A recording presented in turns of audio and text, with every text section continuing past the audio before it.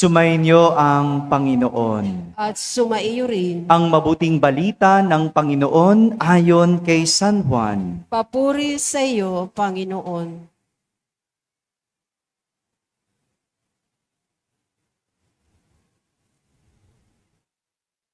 Noong panahong iyon, sinabi ng mga alagad kay Jesus, "Ngayon po ay tuwiran na ang inyong pangungusap sa amin at hindi na patalinhaga.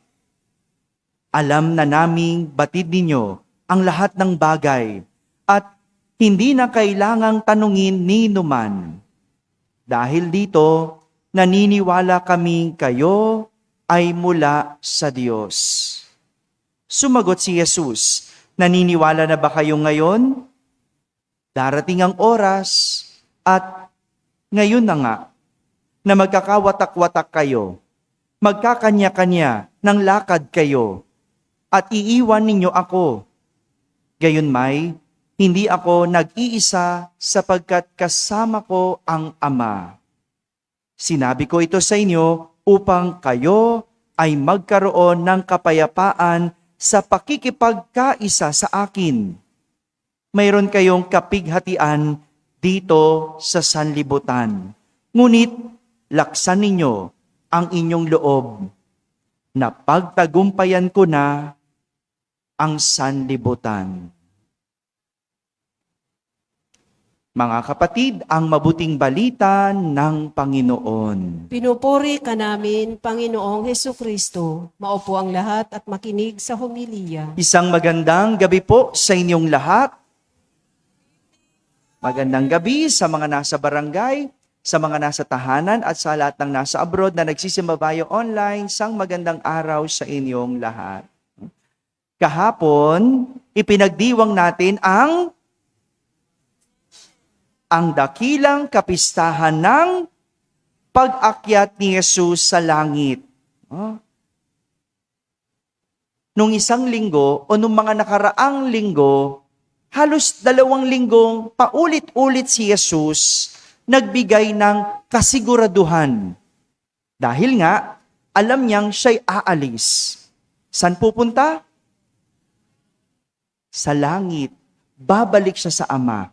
Kaya nagpaalam si Jesus, no? Halos 2 linggo, araw-araw, paulit-ulit, binigyan niya tayo at iniwanan niya tayo ng kasiguraduhan o assurance. At kahapon, pinagdiwang natin ang dakilang kapistahan ng pag-akyat ni Jesus sa langit. Hindi matapos si Jesus sa pagbibigay ng kumpiyansa, ng kasiguraduhan o assurance sa kanyang mga alagad. At kahit na siya ay babalik sa Ama, parang hindi mapanatag ang kanyang loob. Sino ba naman, 'di ba? Pag iniwan mo yung mahal mo, hindi naman talaga mapapanatag ang loob mo, 'di ba? Gusto mo lagi okay sila. Tama. At ganyan si Jesus. Kaya nga, ngayong araw na ito, pinaaalalahanan niya ang kanyang mga alagad sa pagsasabing, mayroong kapighatian dito sa sanlibutan. Ngunit laksan ninyo ang inyong loob na pagtagumpayan ko ang sanlibutan. Ang gandang paalala noon, no? Dahil walang pagtatago, walang pagtatakip na realidad ang ipinapakita ni Jesus at pinapamulat niya sa kanyang mga alagad. Sinasabi niya, may kapighatian dito sa sanlibutan. Nakakaramdam ba kayo ng pighati? Masyadong malalim, ano? O sige, nakakaramdam ba kayo ng lungkot, hirap, pagsubok? Huwag kayong mag-alala. Kaya nga, sinasabi ito ni Jesus. Alam ito ni Jesus. At sinasabi niya ito sa kanyang mga alagad. Kaya, ibig sabihin, hindi porke alagad sila ni Jesus, hindi porke sila'y makadiyos, hindi porke kaibigan nila si Jesus, malapit sila kay Jesus, walang kapighatian silang mararamdaman o mararanasan. Hindi. So, ibig sabihin, kay malapit ka, kay malayo kay Jesus, may kapighatian dito sa sanlibutan. Kaya nga, wag na tayo magtaka. Wag tayo magtanong kung bakit tayo nagdurusa, kung bakit nangyayari ang paghihirap, kung bakit tayo nagkakasakit, kung bakit tayo nalulungkot, kung bakit ka naghihirap. Wag na kayo magtaka. Bakit? Sinabi na ni Jesus merong kapighatian sa sanlibutan. Nagtataka ka ba? Hello? Huwag na kayo magtaka. Kaya yung mga tanong natin, Lord, ba't ba ganito hirap na ako? Ka na magtaka. Talagang ganun ang sanlibutan. Mahirap. Madali ba? Hindi. No? Mga estudyante, huwag ka na mag-emote na ang hirap naman mag-aral. Nagtatanong ba kayo ng ganon? Nagsasabi pa ba kayo ng ganon? Dumadaing pa ba? Di ba hindi? Kasi natural naman talaga na mahirap ang pag-aaral. Pero kung nag-aaral ka, mahirap ba? Magiging madali na. Di ba? Kasi yung pag-aaral, pagsasanay yan sa buhay. Para paglabas nyo sa paaralan, sanay na kayo sa hirap. Hindi mawawalang hirap, pero sanay ka na. At dahil sanay ka na, kaya mong harapin. Kaya nga maganda yung paalala ni Jesus. Laksan ninyo ang inyong loob. Kung minsan naman talaga, nagkakatalo ang lahat ng bagay sa lakasan ng loob. 'Di ba? Lahat naman tayo nakakaramdam ng lungkot. Lahat naman tayo nakakaramdam ng hirap. Lahat naman tayo nasasaktan o nagkakasakit. Pero, iba-iba tayo ng lakas ng loob. 'Di ba? Yung dating mahirap, nilakasan niya yung loob niya. Nagnegosyo. Unti-unti, lumago. Ngayon, mayaman na. 'Di ba? Merong mahirap, walang lakas ng loob. Anong ginawa? Puro daing. Hirap. Puro na lang ganito. Ano nangyari? Mahirap pa din. Lalapit na lang doon sa yumaman. Anong gagawin? Mangungutang. No? Doon may lakas ng loob. Lakas ng loob, mangutang. Ano ba yan? No? Diba?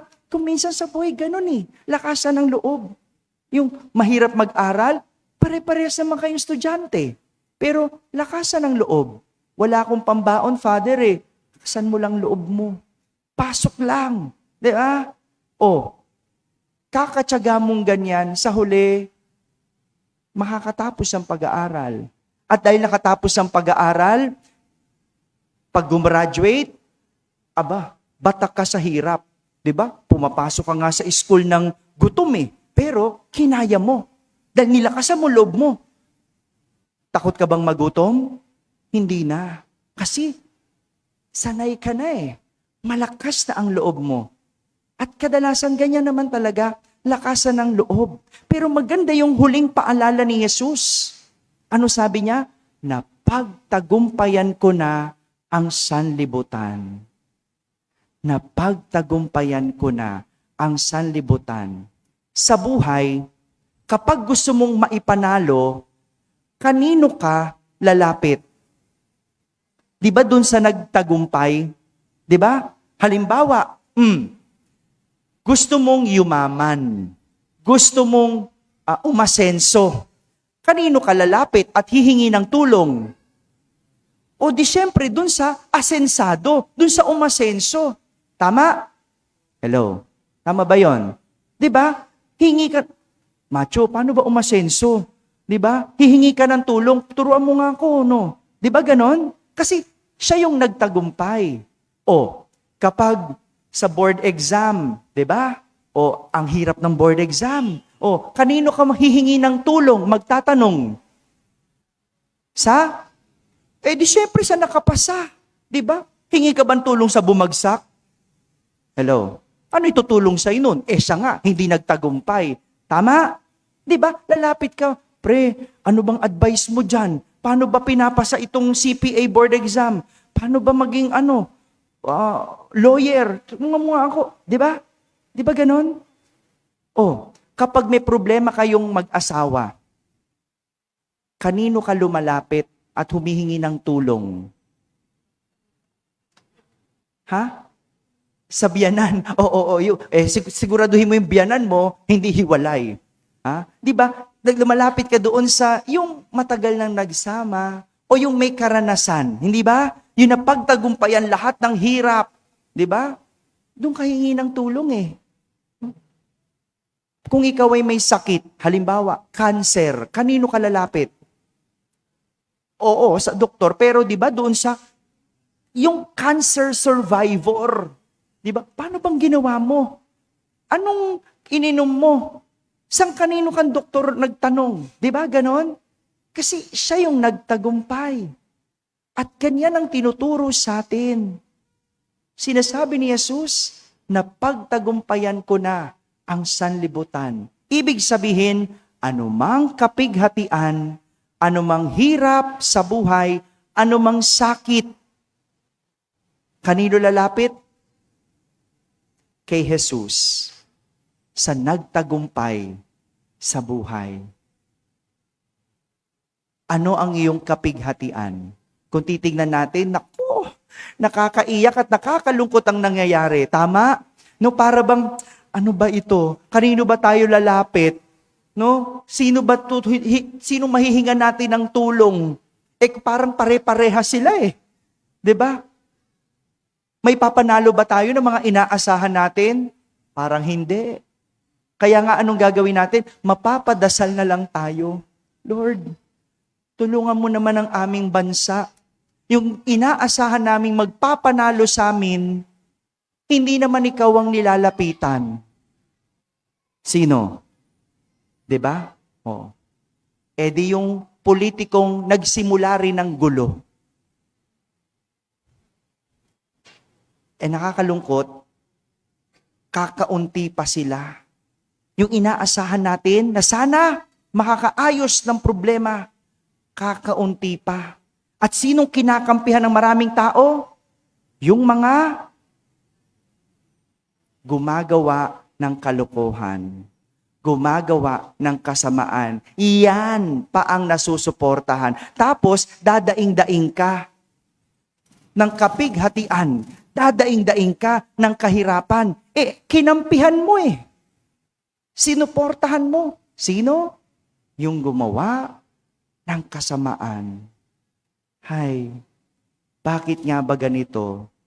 Pero, mabuti na lang, ang tanging kinakapitan ko pa rin ay yung sinabi ni Jesus. May kapighatian sa sanlibutan. Lakasan ng loob na pagtagumpayan ni Jesus ang mundo. So, sa lahat ng ito, lumapit tayo kay Jesus. Siya pa rin ang mahihingan natin ng tulong. Bakit? Siya lang ang nagtagumpay dito sa mundo. So kung gusto mo magtagumpay, lapitan mo si Jesus. Hindi kung sino-sino. Dahil kung kani-kanino ka lalapit, hindi ka magtatagumpay. Lumapit sa nagtagumpay. Walang iba kundi si Jesus. Amen? Amen.